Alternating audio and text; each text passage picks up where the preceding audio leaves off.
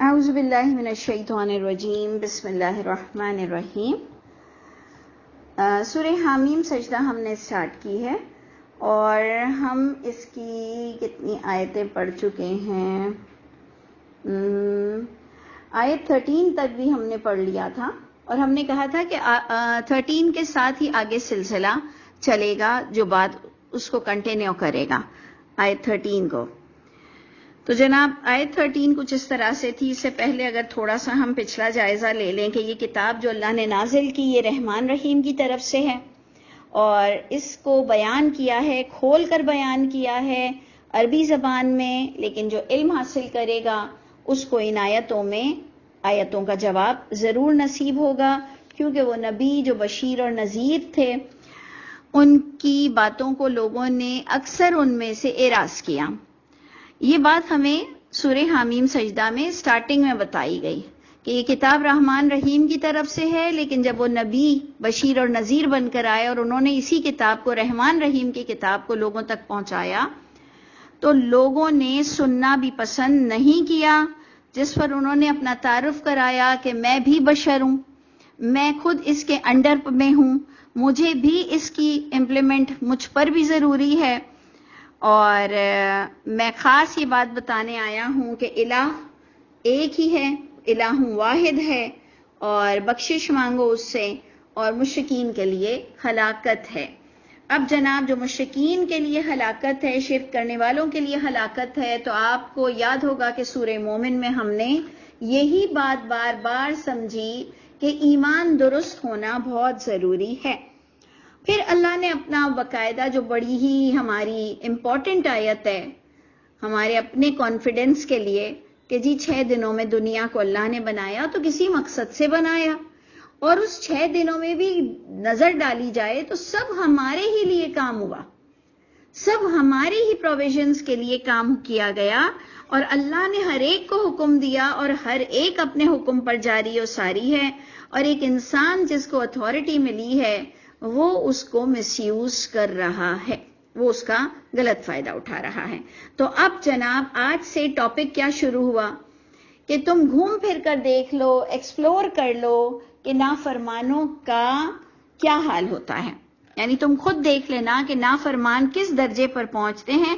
تو اب نافرمانوں کی وہ لسٹ ہوگی جو پاسٹ کی ہے، اور ہم پریزنٹ میں بیٹھے ہوئے لوگ اس سے فائدہ اٹھا لیں، نہیں تو ہمارا فیوچر بھی ڈارک ہو جائے گا۔ یہ مجھے نظر آیا ان آیتوں میں۔ تو آیت 13 سے ہمیں جو ایک بات ملی کہ فَإِنْ أَعْرَضُوا، بس اگر یہ اعراض کرتے ہیں، اگنور کرتے ہیں اللہ کی کتاب کا، اللہ کی بات کا، تو اے نبی آپ کلیئر کہہ دیجئے کہ میں نے تمہیں ڈرا دیا اس چنگھاڑ سے، اس عذاب سے جیسی چنگھاڑ قوم عاد اور قوم سمود پر آئی۔ اب یہ بڑا خوبصورت معاملہ ہے کہ قوم عاد اور قوم سمود کو جو میں نے سمجھا، میں نے اس میں صرف لوگوں کو رٹا لگوایا تھا کہ قوم عاد کے لیے ہم نے اتنا سا تعارف اپنے انسٹیٹیوٹ میں ہمیشہ کرایا تھا کہ قوم عاد کے لیے ہم کہیں گے جہدوا بآیاتنا، یعنی یہ ہم نے ایک سٹائل لیا تھا کہ قوم عاد کیوں برباد ہوئی، جہدوا بآیاتنا۔ وہ آیت کے ہوتے ہوئے جھگڑے ڈالتی تھی کہ آیت میں یہ لکھا ہے لیکن میرے نبی نے یہ کہا ہے، لیکن میرے عالم نے یہ کہا ہے، لیکن مجھے فتویٰ یوں ملا ہے، لیکن میری کتاب ہماری طرح تھے۔ جہدوا بآیاتنا، آیت کے ہوتے ہوئے بھی ان کو فتوے زیادہ اپیل کرتے تھے اور یہ ان کے پیچھے مرے رہتے تھے۔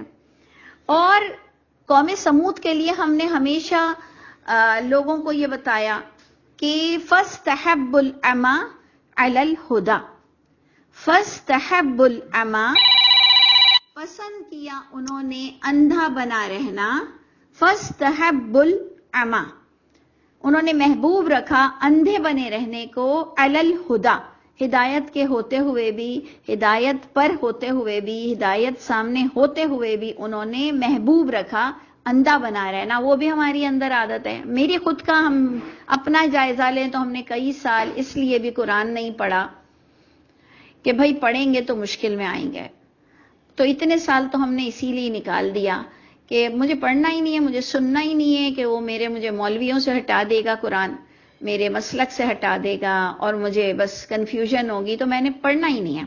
تو دونوں چیزیں میں نے اپنے آپ میں محسوس کی تھی، قوم عاد والی بھی اور قوم سمود والی بھی.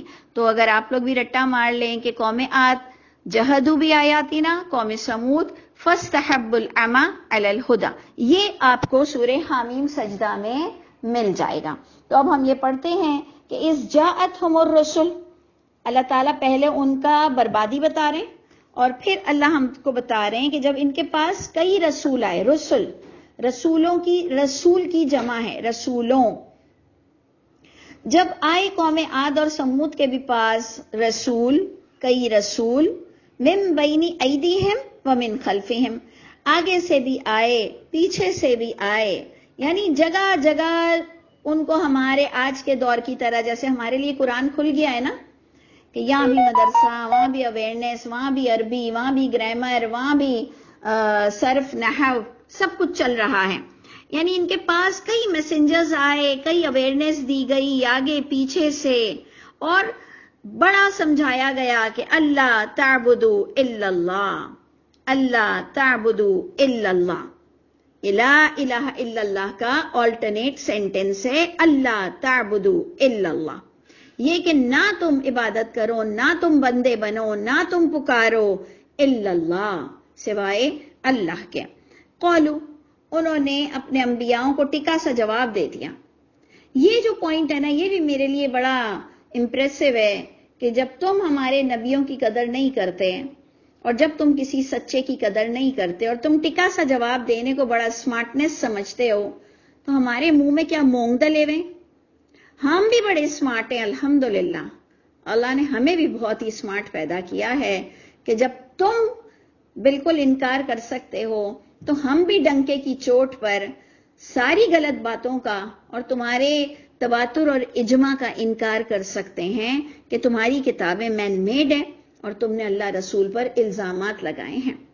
تو غور کیجئے گا کہ جب رسول آئے آگے پیچھے سے ان کو بتایا گیا، شرک سے ممانعت کی گئی، جو پچھلا سارا چیپٹر آپ کا عقیدہ وحدہ کا چل رہا ہے. انہوں نے ٹکا سا اپنے نبی کو جواب دیا کہ لو شاء ربنا، اگر چاہتا ہمارا رب، پوائنٹ ٹو بی نوٹڈ، ہمارا رب کو مانتے تھے لیکن توحید ان کو ہضم نہیں ہوتی تھی جو نبی آ کر بتاتے تھے، اور پچھلے انبیاؤں پر جھوٹے الزام لگانا ہماری طرح بالکل ہمارا والا حال تھا کہ جو بات کرنی ہے اللہ رسول پہ جھوٹی، اس میں نبیوں کے نام شامل کر دو. جو جھوٹی بات تمہیں اللہ رسول کی قرآن سے ہٹ کر کرنی ہو، تم اس میں اللہ کے نبیوں کا نام ڈال کر اس کو برانڈڈ بنا دیتے ہو. اور پھر لوگ، عام پبلک جو بے وقوف ہوتی ہے، جو کم علم ہوتی ہے، وہ اسے ریجیکٹ کرنے کو تیار نہیں ہوتی، کہتے گناہ میں لے گا، یہ تو اللہ کے رسول کا قول ہے، جبکہ وہ اللہ کی کتاب سے کانٹریڈکٹ ہو رہا ہوتا ہے، اختلاف ہوتا ہے. لیکن عام پبلک کو پتہ نہیں، تو اس لیے پھر مار بھی پڑے گی، سب کو برابر کی مار پڑے گی، بڑوں کو بھی اور جو ان کے پیچھے بے وقوف بنے رہے، سب کی شامت آنی ہے. تو اس لیے ہم اٹھے ہیں اور ہم سب اس لیے اس وقت بیٹھتے ہیں کہ اللہ تعالیٰ ہمیں بے وقوف بننے سے بچائیے گا، کیونکہ اس کا انجام بہت ہی برا ہوتا ہے. چاہے آپ کتنے انوسینٹ بن جاؤ کہ جی مجھے تو انہوں نے اپنے باتوں کے دام میں لے لیا اور چال میں لے لیا اور ان کی آواز بڑی اچھی تھی، کچھ نہیں، کوئی کام نہیں آئے گا، اللہ کے گھر آپ کو جواب دینا پڑ جائے گا. تو رسول آئے آگے سے پیچھے سے، لیکن لوگوں نے کلیئر کہہ دیا کہ اگر ہمارا رب چاہتا تو لَأَنزَلَ مَلَائِکَہ، آپ کیوں آئے ہو، وہ نازل کر دیتا فرشتے. فَإِنَّا بِمَا أُرْسِلْتُمْ، پس بے شک جس احکامات کے ساتھ جو تمہیں بھیجا گیا ہے، انہوں نے نبیوں کو کہا کہ جس وحی کے ساتھ تم بھیجے گئے ہو، بِہِ کافرون، اس کا ہم کفر کرتے ہیں کھلم کھلا. یہ لوگوں نے اتنی ہمت اور جرت کا مظاہرہ کیا کہ نبیوں کو کہا کہ ہمیں نہ تصدیق کرنی ہے، نہ ہمیں تمہاری بات سننی ہے. آپ نے سورہ حامیم سجدہ کے وہ پوائنٹس کو مارک کرنا ہے کہ فَهُمْ لَا يَسْمَعُونَ، ان کو سننا بھی گوارا نہیں تھا، یعنی ٹائم نکالنا بھی گوارا نہیں تھا، بیٹھنا بھی گوارا نہیں تھا. ایک تو ہوتے جنہیں محبت نہیں ہوتی اس لیے گوارا نہیں ہوتا، ایک وہ ہوتا ہے جو ڈرتا ہے کہ اس کی حاکمیت اس کے دل پر آ جائے گی تو وہ اپنے بڑوں کو ناراض کرنا نہیں چاہتا اور کہتا ہے میں یہ فتنہ کرنا نہیں چاہتا. فتنے میں تو تم پڑھ ہی چکے ہو بھائی, فتنہ تم کرنا نہیں چاہتے نا, تم سمجھ رہے ہو حق پہ چلنا فتنہ ہے, فتنے میں تو تم پڑھ ہی چکے ہو کہ تم کو اللہ نے کان میں ڈال دیا کہ قرآن کا ترجمہ پڑھے بغیر تم اللہ کو کوئی جواب نہیں دے سکو گے, تمہارا کوئی سٹیٹس ہی نہیں ہوگا. اگر تم نے اللہ کے نبی کو میسنجر مانا ہے تو میسج کو کیوں نہیں پڑھا ہے؟ تو یہ کون سا تمہارا نعرہ ہے اور یہ کون سی تمہاری عاشقی ہے جو تمہیں جنت تک لے جائے گی؟ بالکل کچھ بھی 0/0 ہی ہوگا. کہ نبی کو میسنجر مانتے ہوئے, عاشق رسول بنتے ہوئے میسج کو ہی نہیں سمجھا, ڈسکس بھی نہیں کر سکتے تھے, نبی پر غلط نام آ جائے تو اسے ہٹا بھی نہیں سکتے تھے, تو پھر تف ہے نا ہماری زندگیوں پر. تو غور کیجئے کہ انہوں نے کہا کہ اگر ہمارا رب چاہتا تو فرشتوں کو بھیج دیتا.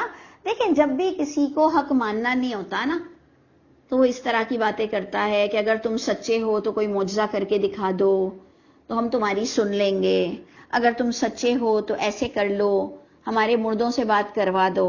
تو ان کو بھی سب آئیڈیا تو تھی کہ وہی کو وہ تصدیق کر رہے ہیں, اور اگر ہم اپنی ہی پاس کتاب کو تصدیق کر لیں تو نبی کی بات ہماری سمجھ میں آ جائے گی. لیکن انہوں نے فضول کا ایک ڈیمانڈ رکھ دی کہ اگر ہمارا رب چاہتا تو فرشتے نازل کر دیتا, پس بے شک ہم بیما اس وحی کے ساتھ, اس بات کے ساتھ جو ارسل تم بھیجے گئے ہو تم بھی, اس بات کا, اس وحی کا, اس کلام کا کافرون ہم کفر کر رہے ہیں. اس پر اب اللہ تعالی ہمیں بتا رہے ہیں کہ عاد کون تھا, عاد کی قوم میں کیا برائی تھی خاص, اور سمود کی قوم میں کیا برائی تھی خاص, جو میں نے آپ کو آج سٹارٹنگ میں ہی انٹروڈکشن کرایا کہ قوم عاد کے بارے میں اگر آپ یہ رٹا مار لیں جہدوا بآیاتنا, اور قوم سمود کے لیے آپ یہ رٹا مار لیں فاستحبوا العمی علی الہدی, انہوں نے آیتوں کے ہوتے ہوئے جھگڑا ڈالا, انہوں نے اندھا بنا رہنا پسند کیا, اور دونوں کوالٹی, دونوں برائیاں ہم میں موجود ہیں.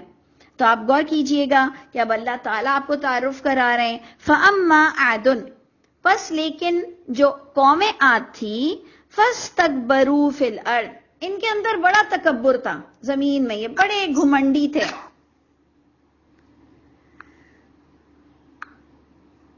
بہت گھمنڈ تھا ان کے اندر زمین میں, بغیر حق, جس کا وہ حق نہیں رکھتے تھے. وہ کچھ تو گھمنڈ انسان پہ سچتا ہے نا کہ کوئی بہت خوبصورت ہے تو وہ کہہ سکتا ہے کہ چلیں بھائی, لیکن کچھ تکبر تو ہم پہ ویسے بھی نہیں سچتے ہیں, تکبر تو بس اللہ پر ہی سچتا ہے. اللہ نے کہا بغیر حق کے, جو ان پہ سچتا ہی نہیں تھا, انہوں نے تکبر کیا. یہی ملائکہ کو بھیج دو تو ہم رسولوں کو مانیں گے. ارے تمہیں بات سننے کو کہا جا رہا ہے, تم فضول باتیں کرتے ہو, یہ تمہارے تکبر کی نشانی ہے. انہوں نے کہا فاستکبروا فی الارض بغیر الحق وقالوا, اور انہوں نے ادھر بھی یہ جواب دیا من اشد منا قوہ, کون زیادہ شدید ہے ہم سے بھی قوت میں. ادھر ان کا تکبر اور کلیئر ہو گیا کہ یہ بہت ہی سمجھدار, بہت ہی بہترین بلڈنگز اور تراشنے والے پتھروں کو وادی میں اور پہاڑوں کو تراشتے تھے, اور بڑے مضبوط تھے, اور بہت ان کا چرچا تھا, واقعی ہوگا. تو انہوں نے کہا کہ من اشد منا قوہ, کون زیادہ شدید ہے ہم سے قوت میں, جس پر اللہ نے یہ جواب دیا اولم یرو, کیا یہ لوگوں کو یہ کہتے ہوئے خیال نہیں آیا, انہیں دکھائی نہیں دیا, ان اللہ الذی, یہ کہ اللہ وہ ذات پاک ہے, خلقہم, جس نے ان شدید لوگوں کو, مضبوط لوگوں کو پیدا کیا ہے. کیا انہیں اتنی بھی عقل نہیں تھی کہ اپنی شدت اور اپنی قوت پہ تم ناز کر رہے ہو, تو وہ رب تعالی جس نے تمہیں یہ شدت اور قوت دی ہے, ان اللہ الذی خلقہم, جو پیدا کیا اس اللہ نے ان کو, ہوا اشد, وہ زیادہ شدید ہیں, وہ زیادہ ہیں, منہم قوہ, ان سے بھی قوت میں. سیدھی سی بات ہے, سیدھی سی بات ہے کہ تم اپنی قوت پر اترا رہے ہو. تو اللہ نے کہا جب انسان باولا ہو جاتا ہے نا, نان سینس ہو جاتا ہے نا, وہ ایسی ہی باتیں کرتا ہے، اور اس کا دماغ نہیں چلتا، اتنا حرام کھا کے اور اتنا حرام بول کے اس پر اللہ تعالیٰ نا مہر لگا دیتے ہیں. تو اللہ نے کہا انہیں دکھائی نہیں دے رہا کہ وہ ذات پاک جس نے انہیں تخلیق کیا وہ زیادہ شدید ہیں ان سے بھی قوت میں. اور ناؤ کم دا پوائنٹ، وَكَانُوا بِآيَاتِنَا يَجْحَدُونَ. یہ ہم نے آپ سے کہا تھا کہ اس کو آپ رٹ لیں، اس کو آپ رٹا مار لیں کہ وَكَانُوا بِآيَاتِنَا يَجْحَدُونَ، تھے وہ ہماری آیتوں پہ حجت کرتے تھے. اس وجہ سے انہوں نے ملائکہ کو بھی مانگا. اگر یہ آیتوں کو تھوڑا سا دیکھ لیتے تو انہیں نہ اکڑ آتی، نہ انہیں اپنی قوت پر اترانا آتا، کیونکہ انہیں آئیڈیا ہوتی کہ جس آیتوں کو ان کے پاس موجود ہیں اور جس پر وہ حجت کر رہے ہیں. اور اگر آپ کو یاد ہو تو آپ نے سورہ مومن میں بھی یہی بات پڑھی، الذین یجادلون فی آیاتنا، الذین یجادلون فی آیاتنا. ہم نے اس کے ریپیٹیشن سورہ مومن میں بھی پڑھی 3 ٹائم. اور ابھی بھی آپ دیکھ لیں کہ قوم عاد کے اندر حرکت یہی تھی کہ وہ آیتوں کے ہوتے ہوئے حجت ڈالتے تھے. آج ہمارے یہاں ایک طلاق ہی کا چیپٹر ہے قرآن میں. طلاق کے چیپٹر میں آپ دیکھ لیجئے کہ 2 بڑے بڑے علماء، ہم جیسے چھوٹے لوگ تو ایک طرف ہو جائیں، 2 شدید علماء، ان کا اتنا بڑا گہرا ڈفرنس ہے. طلاق کا ٹاپک قرآن میں موجود ہے، ایک کہتا ہے 3 سٹنگ میں ہوتی ہے، ایک کہتا ہے 1 سٹنگ میں ہوتی ہے. تو جہدوا بآیاتنا، سوچ لیجئے حج کے اندر اتنے ڈفرنسز ہیں، لڑنے مرنے کو تیار ہیں. جہدوا بآیاتنا، حج پوری کے پوری قرآن میں لکھی ہے. کہتے ہیں کہاں ہے حج؟ جب ایک انسان اتنا اندھا ہو جائے کہ اچھا خاصا دین جانتا ہو اور آپ کو کہہ رہا ہے کہ حج کہاں سے آپ لائیں گی قرآن سے، بھائی آ جاؤ بیٹھ جاؤ ذرا 10 منٹ کا ٹائم نکالو، میں آپ کو پورے دن نکال کر بتا دوں کہ حج کہاں سے شروع ہوتی ہے اور کہاں ختم ہوتی ہے. جہالت کی انتہا ہے. لوگ کہتے ہیں وضو آپ کہاں سے لائیں گی؟ ارے وضو والی آیت قرآن میں ہے، آپ دنیا میں رہتے ہیں یا نہیں رہتے ہیں؟ یا آپ نے انسان کا کیلیبر پتا چل جاتا ہے اس کی بات سے. تو آپ نے غور کرنا ہے کہ قوم عاد، ان کی جو اللہ تعالیٰ مسٹیک بتا رہے ہیں وہ ہم میں بہت سملر ہے. اس لیے ہمیں اللہ تعالیٰ ریکال کر رہے ہیں کہ دیکھو وہ تمہارے والی حرکتیں کر رہے تھے تو تم سدھر جاؤ، تم سدھر جاؤ. کیونکہ ان کا تعارف یہ کرا رہے ہیں وہ بہت شدید قوت والے تھے، بڑا گھمنڈ تھا ان کو، بڑا تکبر تھا ان کو، لیکن ان کو میں نے چٹ کر دیا، ان کو میں نے تباہ کر دیا. شدید ہوتے ہوئے بھی وہ میرے عذاب کا زندگی ہی میں لقمہ بن گئے، اور آخرت میں بھی وہ عذاب میں جائیں گے. کیونکہ جو بغیر توبہ کے مر جائے ان کا آگے بھی انجام برا ہی ہوتا ہے.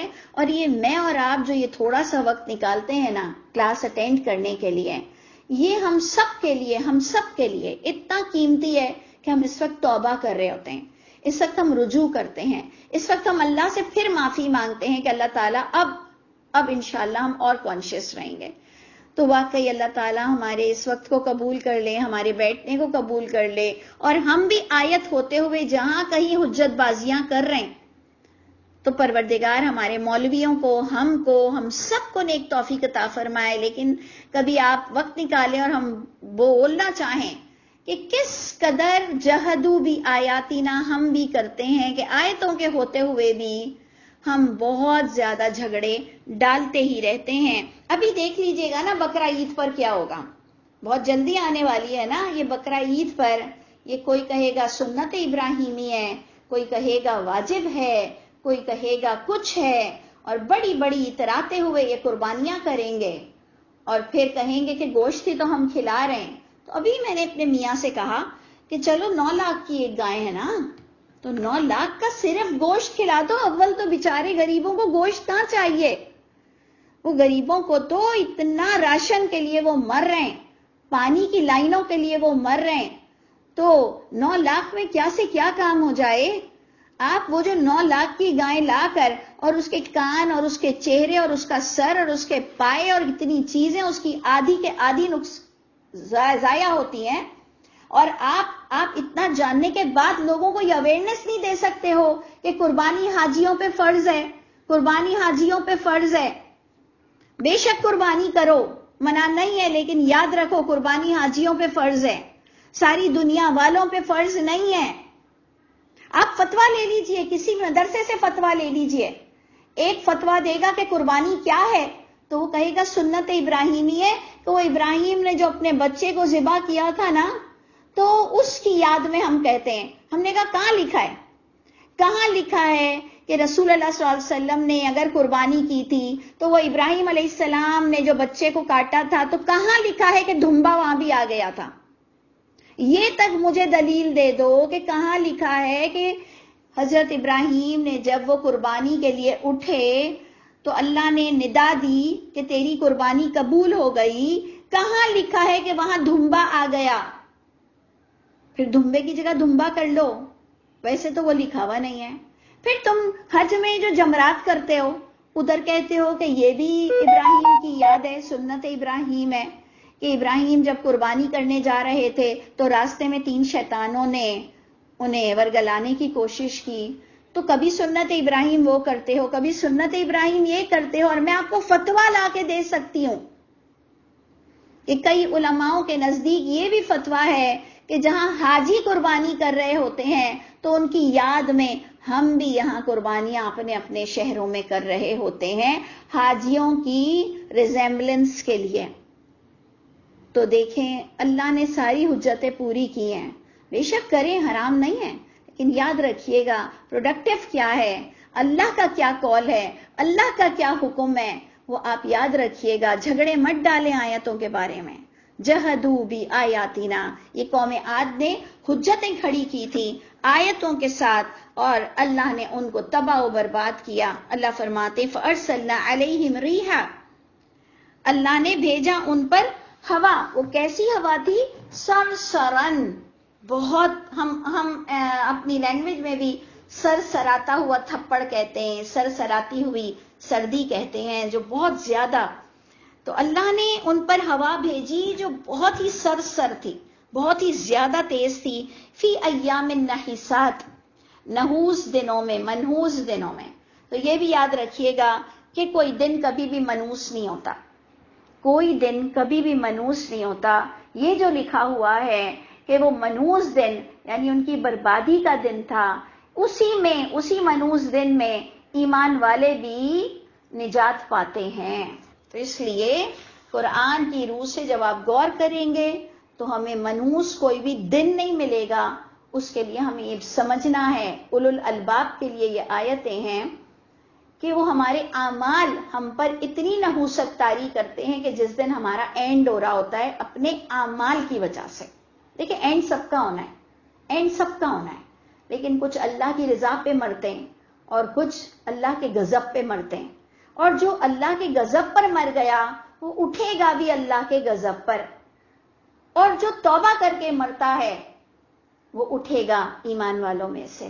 تو اس لیے یہ دیکھیں یہ کلاسز کا مقصد یہی ہے کہ میں اور آپ توبہ کیا کریں، توبہ کیا کریں، بار بار اچھی باتوں کو لے لیا کریں اور حجت بازی نہ کریں، آیت آ جائے تو پھر چپ ہو جائیں۔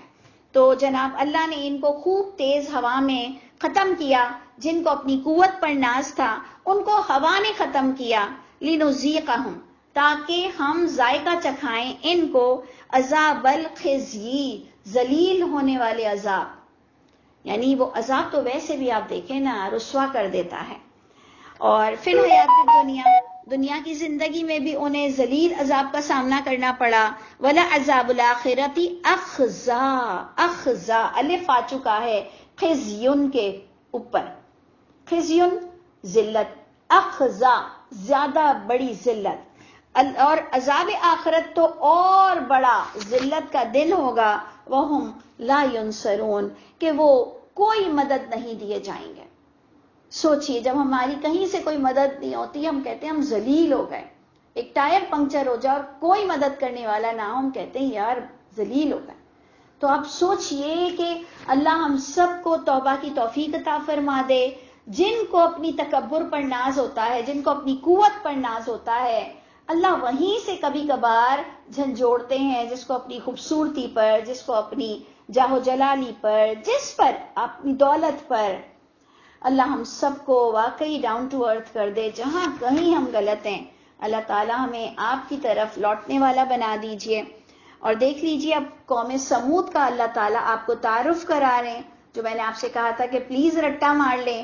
فَاسْتَحَبُّ الْعَمَىٰ عَلَى الْهُدَىٰ، یہ ان کا تعارف ہے، ادھر بھی آ رہا ہے. وَأَمَّا سَمُودَ، اور لیکن جو قوم سمود تھی، فَهَدَيْنَاهُمْ، ہم نے ان کو بھی ہدایت دی تھی. آگے پیچھے سے رسول آئے تھے جو آپ کو پچھلی آیتوں میں بتائے جا رہے، آگے پیچھے سے اللہ نے ان کی مدد کی، انہیں اویئرنیس دی. فَهَدَيْنَاهُمْ، ہم نے ان کو کس طرح سے ہدایت پہنچائی.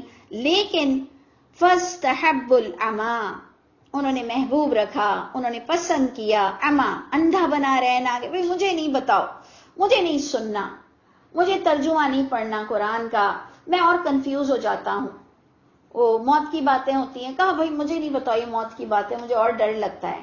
ہم کہتے ہیں اللہ مجھے بھی ڈر عطا فرما دے. ہمیں تو ڈر ہی تو نہیں لگتا، ہمیں تو اپنا قصور اور اپنی غلطی یہی نظر آتی ہے کہ ہمیں ڈر نہیں لگتا.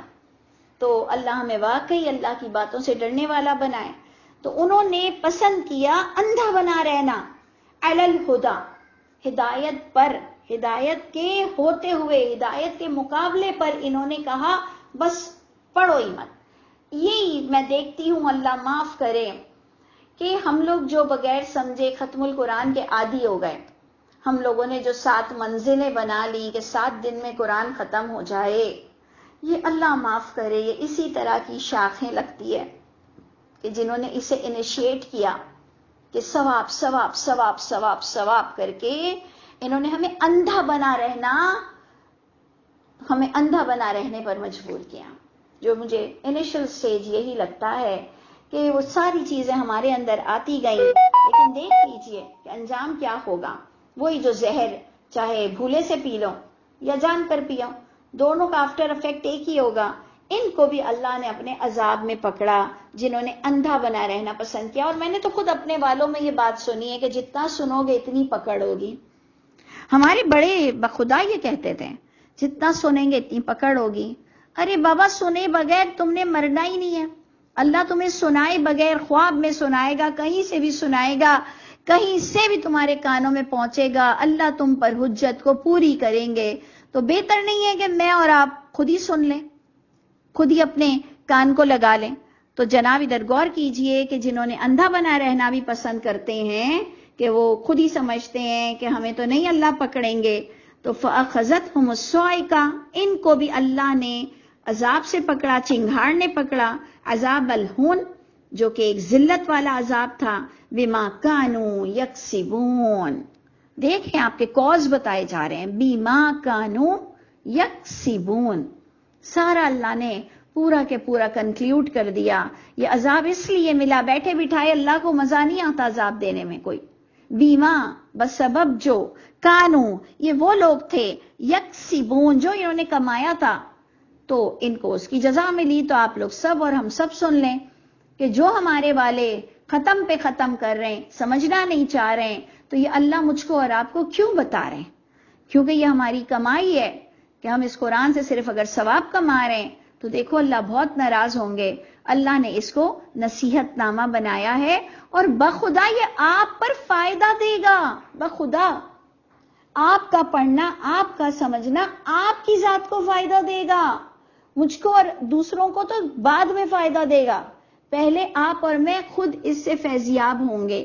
تو رب تعالیٰ مجھ کو اور آپ کو ٹائم نصیب فرمائے اور ہماری گرومنگ کرتے رہیں.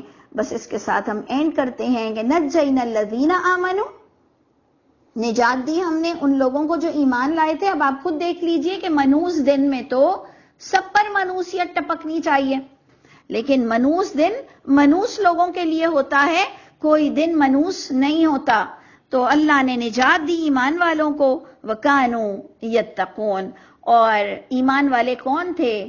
جو عذاب سے ڈرتے تھے، جو بچتے تھے، جو بچنے کے لیے اللہ کی کتاب کو پڑھتے تھے، جو اندھا نہیں بنائے رہتے تھے، جو جھگڑے نہیں ڈالتے تھے. یہ ہوتے ہیں متقین لوگ. اچھا اس کے بعد والا ضرور آپ لوگ ایک نظر ڈالیے گا کہ یہ وہ باتیں ہیں جیسے کہ سورہ حمیم سجدہ میں ایک ان یوزل سی بات تھی کہ اللہ نے 6 دن میں کس طرح دنیا بنائی. میں نے آپ سے کہا تھا کہ اگر قرآن میں نہیں ہوتا تو ہم اس کو اللہ معاف کرے، یہ ایسے نہیں پڑھتے کہ جی 6 دن میں بنا، 2 دن میں یہ بنا، 2 دن میں یہ بنا، 2 دن میں یہ بنا. ہم کہتے کیسی باتیں کر رہے ہو. لیکن اسی طرح کی اب یہ آیت آپ کو دوبارہ حامیم سجدہ میں آئے گی کہ قیامت کے دن انسان کی باڈی پارٹس گواہی دیں گے انسان کے خلاف. یہ بھی بات بڑی عجیب سی ہے. اگر یہ قرآن میں نہ آتی تو ہم اس کو لفٹ نہیں کراتے ہیں. ہم کہتے کہ بھائی عجیب سی باتیں مت کیا کرو ایسی کہ قیامت کے دن ان کی جلد باتیں کریں گی اور ان کی آنکھیں گواہی دیں گی اور ان کے سماعت گواہی دیں گے. یہ بھی بہت ان یوزل سی چیز آپ کو سورہ حامیم سجدہ ہی میں سننے ملے گی. انشاءاللہ اس کو پھر کنٹینیو کریں گے. السلام علیکم ورحمۃ اللہ وبرکاتہ.